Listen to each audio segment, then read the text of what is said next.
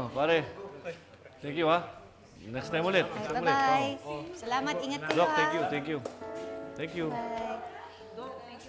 Thank you. Bye-bye. Bye. Thank you. Bye-bye. Thank you, ha? Bye-bye. Salamat, ingat kayo. Okay, thank you. Bye-bye, good night. Dito lang sila dito, ha? Sige, sige. Hello, Annalyn? Ha? Nawawala ang Lolo Pepe mo? Yun lang naman po yung posibleng eksplanasyon eh. Namiss niya po yung flight niya papuntang US, wala pong may alam kung nasan po siya ngayon. Teka, anak. Ano, bigla na lang siyang nawala? Bigla na lang siyang naglaho? Wala man lang trace? Pero alam mo po, Nay, may hinala po ako eh. Si Ma'am Moira. Ako, anak, ayokong magbintang ng kapwa. Pero kung merong mang tao sa likod ng pagkawala ng Lolo Pepe mo, hindi na ako magtataka na si Moira nga ang may gawa nun. Pero ang tanong, bakit? Yun na nga po yung iniisip ko na eh. At alam mo ba, Nay, pinuntahan po ni Lolo Pepe si Ma'am Moira sa hotel para mag-usap po sila. Tapos bigla na lang po siyang nawala. Kaya imposibleng wala pong alam si Ma'am Moira. O sige, anak, balitaan mo na lang ako, ha? Mag-iingat ka. Oo nga po, Nay. Sige po, susubukan ko pong tawagan si tatay para magtanong po tungkol kay Lolo. Sige po, Nay. Bye-bye.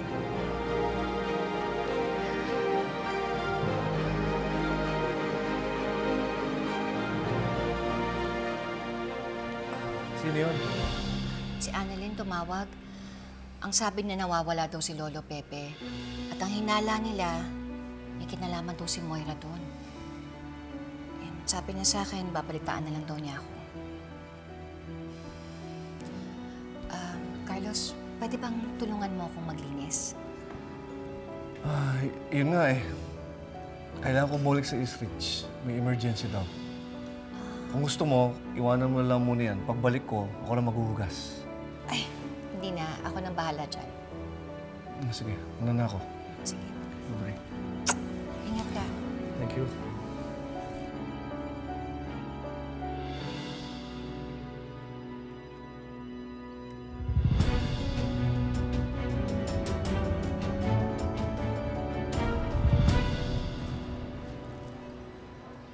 $10,000,000?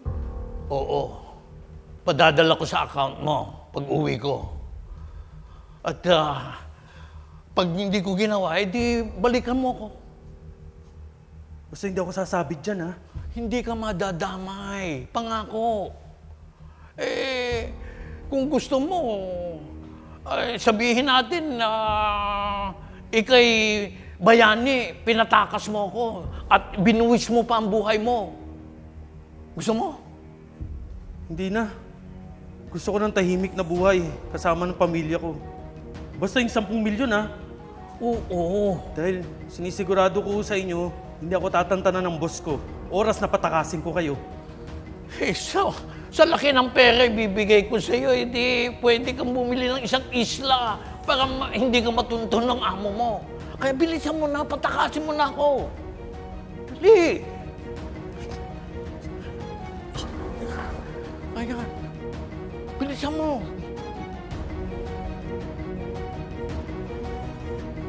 Bilisan mo.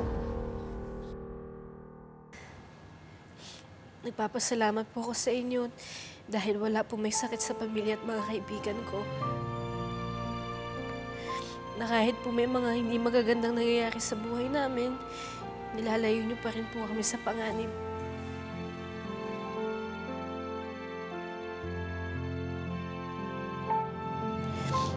Alam ko naman po na hindi niyo po kami papabayaan eh. Kaya nandito po ako ngayon kasi may request po ako sa inyo. Lord, iligtas niyo po si Lolo. Sana po may mabuting loob na tumulong po sa kanya. Sana po may tumulong sa kanya na makauwi po siya ng ligtas sa amin.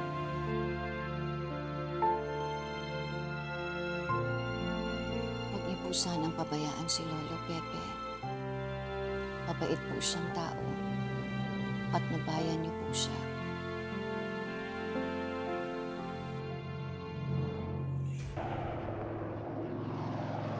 Maraming salamat po, General. Thank you.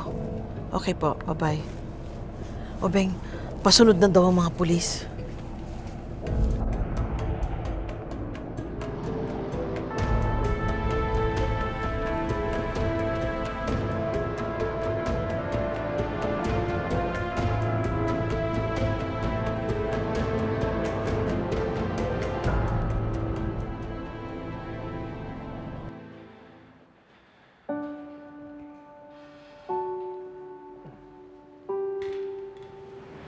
Tubig ka muna. Thank you, Doc.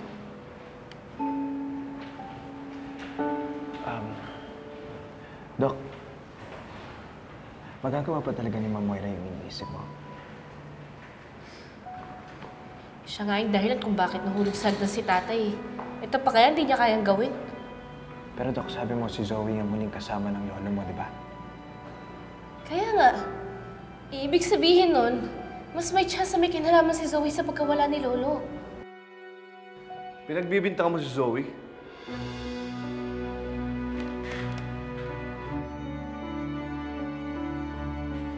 Annalyn, kinuwento ng nanay mo kung ano nangyari sa lolo Pepe mo. Ang suspetsya mo, kagawin to ni Zoe. Dok, wala naman po akong sinasabing ganun. Wala. Eh kahit sino makarinig, yun ang iisipin. Na pinagsususpetsyahan mo si Zoe.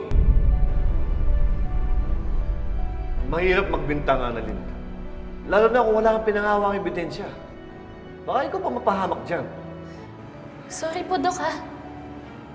Pero kung alam niyo lang po yung buong kwento, paghihinalaan niyo rin po si Zoe at si Ma'am Moira sa pagkawala ni Lolo.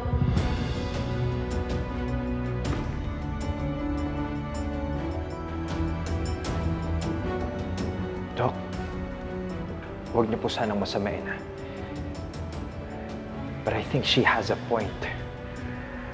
Alam niyo naman po yung history ng dalawang mag-ina. Kung ano yung capabilities nila, lalo na si Ma'am Moira.